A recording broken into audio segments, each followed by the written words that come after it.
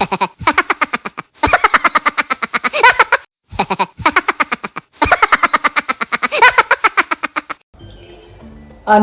में एकता इस जंगल की शान है, इसीलिए मेरा जंगल महान है।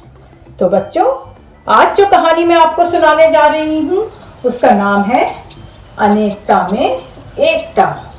तो चलिए फिर शुरू करते हैं। एक बहुत बड़ा जंगल था। वहाँ तरह तरह के जानवर रहते थे। सभी आपस में मेल मिलाप से रहते थे। एक दूसरे के काम आकर अपनी जिंदगी सुकून से गुजार रहे थे। वहीं एक बहुत बड़ा तालाब भी था। इसमें साफ सुथरा पानी था। सभी जानवर इस तालाब से पानी पीते थे। इस तालाब में बहुत सारी मछलियां भी थीं। तरह तरह के जानवर, मतलब ये कि जंगल के तमाम जानवर मस्ती से अपनी जिंदगी गुजार रहे थे। इसी तालाब में टीटू नाम की एक खूबसूरत सी बत्तख भी रहती थी, जो कि अकेले ही तालाब में तैरती रहती थी। वो खुद पसंद थी और जल्दी किसी को अपना दोस्त नहीं बनाती थी। एक बार बहुत ज्यादा गर्मी पड़ने की वजह से तालाब सूख गया। अपनी बदमिजाजी और तानाशाही की वजह से कोई उससे बात नहीं करता था। तालाब के अंदर रहने वाले सभी जानवर अपनी जान बचाने के लिए दूसरी जगह चले गए। बत्तख पैर में चोट लगने की वजह से कहीं भी नहीं जा सकी और उसी सूखे तालाब में पड़ी दर्द के मारे करहा रही थी। लेकिन उसकी बदअखलाकी की वजह से किसी ने उसकी मदद नहीं करी। तभी सुमेर डॉगी उधर से गुजर रहा था। उसने देखा कि टीटू दर्द के मारे रो रही है। टीटू और सुमेर के कोई खास जान पहचान नहीं थी। फिर भी सुमेर ने उसका हाल जानना अपना फर्ज समझा, क्योंकि बत्तख बुरी तरह से करहा रही थी। बत्तख ने पहले तो कुछ नहीं बताया, लेकिन डॉगी के ज्यादा पूछने पर वो अपने आप को नहीं रोक सकी और रोते हुए बोली कि तालाब का पानी सूख चुका है और मैं पत्थर से टकराने की वजह से जख्मी हो गई हूँ। मेरा एक पैर और पंख बुरी तरह जख्मी है। उसके पड़ोसी भी उसे अकेला छोड़कर जा चुके हैं। अब मैं भूख और दर्द से परेशान हूँ। ये कहकर टीटू बत्तख सुमेर डॉगी के गले लगकर जोर जोर से रोने लगी। सुमेर डॉगी ने उसे दिलासा दिया कि वो इसकी देखभाल करेगा और वो जल्दी ठीक हो जाएगी। बत्तख की हालत देखकर सुमेर डॉगी उसकी मदद करना चाहता था। डॉगी टीटू को अपने घर लेकर गया और उसे अच्छी तरह से घास के ढेर पर बैठाया और खाने पीने का इंतजाम किया और अपनी दोस्त डॉक्टर गिलहरी को आवाज दी, जो कि पास ही के एक पेड़ पर रहती थी। हेलो डॉक्टर नीतू, कैसी हैं आप? मैं ठीक हूँ मिस्टर डॉगी, नीतू गिलहरी ने कहा। क्या बात है मिस्टर डॉगी, आप कुछ परेशान दिखाई दे रहे हैं। हाँ डॉक्टर नीतू, मेरी एक दोस्त टीटू बत्तख के पैर और पंख में चोट लगी है। वो बहुत बीमार है। अगर आप देख लेती तो बहुत अच्छा होता, सुमेर डॉगी ने कहा। हाँ हाँ, क्यों नहीं, मैं अभी आती हूँ, डॉक्टर गिलहरी ने कहा। थोड़ी देर में डॉक्टर नीतू ने बत्तख टीटू के पैर और पंख को देखा। जड़ी बूटियां इकट्ठी की, उसका इलाज शुरू कर दिया। 2-3 दिन में टीटू बत्तख ठीक हो गई और अब वो सुमेर डॉगी और डॉक्टर नीतू की बहुत अच्छी दोस्त बन चुकी थी। अब सवाल ये था कि टीटू बत्तख को दूसरे तालाब तक किस तरह पहुंचाया जाए। नीतू गिलहरी ने कहा, क्यों ना हम विक्की बंदर के पास चलें और अपनी परेशानी उन्हें बताएं। वो इस सुंदर वन के अच्छे इंस्पेक्टर हैं।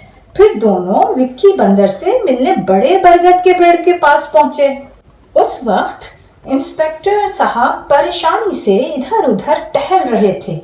जब उनकी नजर उन दोनों पर पड़ी तो पूछने लगे, कहिए कैसे आना हुआ, किसी ने आप लोगों को परेशान किया है क्या? नहीं इंस्पेक्टर, आपसे थोड़ी मदद चाहिए। मेरी एक दोस्त टीटू बत्तख पास के सूखे तालाब में बीमार पड़ी है। हमने उसे वहां से निकालकर उसका इलाज किया। अब वो पहले से ठीक है, लेकिन उसे दूसरे तालाब में पहुंचाना बहुत जरूरी है। अगर आप हमारी मदद करें तो हम टीटू को किसी अच्छे पानी से भरे तालाब में पहुंचा सकते हैं। आपको तो इस जंगल का कोना कोना मालूम है, सुमेर डॉगी ने कहा, इसलिए आप मेहरबानी करके पास के किसी तालाब का पता बता दें, नीतू गिलहरी ने कहा। इस वक्त तो मैं श्रीमान शेर सिंह के केस में उलझा हुआ हूँ। समझ नहीं आता है कि इस परेशानी का अंत कैसे होगा, विक्की बंदर ने कहा। अरे हाँ, मैंने भी सुना था कि शेर सिंह का हाथ चोरी हो गया है, नीतू ने ताज्जुब से कहा। अचानक सुमेर डॉगी बोला कि आप तो जानते हैं कि मैं एक डिटेक्टिव हूँ। अगर आप चाहें तो मैं आपकी इस काम में मदद कर सकता हूँ। क्यों नहीं, मुझे बड़ी खुशी होगी, इंस्पेक्टर विक्की ने कहा। तुम इसी वक्त काम पर लग जाओ, हम और तुम कल शेर सिंह से मिलने चलेंगे। नीतू गिलहरी और सुमेर डॉगी वापस अपने घर लौट पड़े। रास्ते में उन्हें किसी के जोर जोर से रोने की आवाज सुनाई दी। अरे, ये तो मेरा पड़ोसी ब्लैकी कौवा है। ये तो बहुत समझदार और रहमदिल है, हमेशा सबकी मदद करता है, मगर आज ये इतना परेशान क्यों है? ये कहकर नीतू गिलहरी फौरन तेजी से कौवे का हाल चाल पूछने पेड़ पर चढ़ गई। सुमेर डॉगी पेड़ के पास नीचे ही खड़ा था। अचानक उसने देखा कि एक सांप आ गया है, जो घोंसलों से अंडे और बच्चे खाता हुआ अब ब्लैकी कौवे के घोंसले की तरफ आ रहा था, जिसमें उसके 2 छोटे छोटे बच्चे थे जो उड़ नहीं सकते थे। इसीलिए वो कौवा परेशान था और चिल्ला रहा था। डॉगी ने जब ये दर्दनाक हाल देखा तो वो फौरन पेड़ पर चढ़ गया और सांप को अपने मजबूत पंजों से मार गिराया और ब्लैकी के बच्चों को बचा लिया। यह देखकर कौवे की आंखों में आंसू आ गए। उसने डॉगी का शुक्रिया अदा किया। डॉगी ने कहा कि ब्लैकी कौवे, मैं एक डिटेक्टिव हूँ, क्या तुम मेरे असिस्टेंट बनोगे? मैं जमीन से और तुम आसमान से चोर और लुटेरों का पता लगाकर उन्हें इंस्पेक्टर विक्की को सौंप देंगे, ताकि सुंदरबन में अमन और चैन कायम रहे। दूसरे दिन जब ब्लैकी और सुमेर डॉगी इंस्पेक्टर विक्की के साथ शेर सिंह के घर पहुंचे, शेर ने गरजते हुए पूछा, क्यों, मेरा हार मिला क्या? नहीं महाराज, अभी नहीं, लेकिन आप परेशान ना हो, जल्दी आपका हार मिल जाएगा। इनसे मिलिए, यह है डिटेक्टिव सुमेर डॉगी, अब ये भी हमारी मदद करेंगे। ठीक है, शेर ने जवाब दिया। आपके साथ इस महल में और कौन रहता है? सुमेर डॉगी ने पूछा। मैं, मेरी बीवी और मेरे मंत्री हीरा लोमड़ी और मेरे 2 नौकर चंगू सियार और मंगू सियार, शेर सिंह ने बताया। ठीक है महाराज, कल जंगल में मीटिंग होगी जिसमें सभी जानवर आएंगे। उसी वक्त हम चोर का पता लगा लेंगे। आप परेशान ना हो और आराम करें और हमें इजाजत दें। ये कहकर सुमेर और विक्की वापस लौट आए। दूसरे दिन मीटिंग में जब सारे जानवर जमा थे तो सुमेर डॉगी ने सभी को सूंघा, फिर अपने असिस्टेंट कौवे से कुछ कहा। फिर उसने मीटिंग शुरू करते हुए कहा कि साथियों, महाराज शेर सिंह का कीमती हार खो गया है।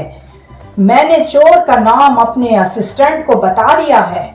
अब वो जिसके सर पर ये नीम का पत्ता गिराएगा वही चोर है।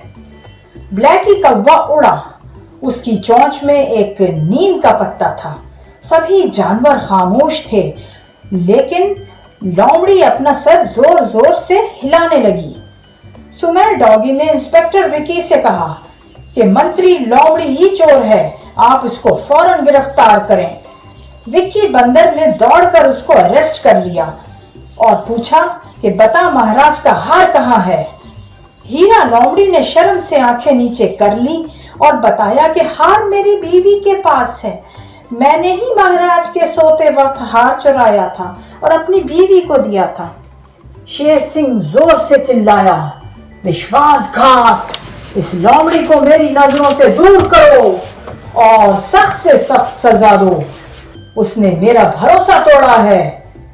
आप सब मुझे माफ कर दें, मंत्री गिड़गिड़ाई। लेकिन उसकी किसी ने नहीं सुनी और इंस्पेक्टर विक्की ने उसे 3 साल के लिए जेल में बंद कर दिया और महाराज का हार वापस कर दिया। ये देखकर शेर और उनकी बीवी शेरनी बहुत खुश हुए। उन्होंने सुमेर डॉगी को अपना नया मंत्री बना लिया। सुमेर डॉगी ने सर झुकाकर महाराज शेर का शुक्रिया अदा किया और कहा, महाराज, मेरी एक दोस्त टीटू बत्तख बहुत बीमार है, उसे छोटे तालाब की जरूरत है। ये सुनकर शेर सिंह ने कहा, मेरे महल के पास जो छोटा तालाब है इसमें वो रह सकती है और तुम्हारे दोस्त डॉक्टर नीतू गिलहरी और ब्लैकी कौवा भी पास के पेड़ों पर रह सकते हैं। धन्यवाद महाराज, सभी ने एक साथ कहा। इस तरह वो पांचों हंसी खुशी राजा शेर सिंह के आसपास रहने लगे। तो बच्चों, कहानी कैसी लगी? इस कहानी से हमको एक सबक मिलता है कि अगर हम एकता के साथ रहें तो हर नामुमकिन काम मुमकिन हो जाता है और बेजा किसी पर भी भरोसा करना निहायत बड़ी बेवकूफी है। सारे जानवर खुशी से झूमते हुए नारे लगाने लगे, एकता जिंदाबाद, एकता जिंदाबाद।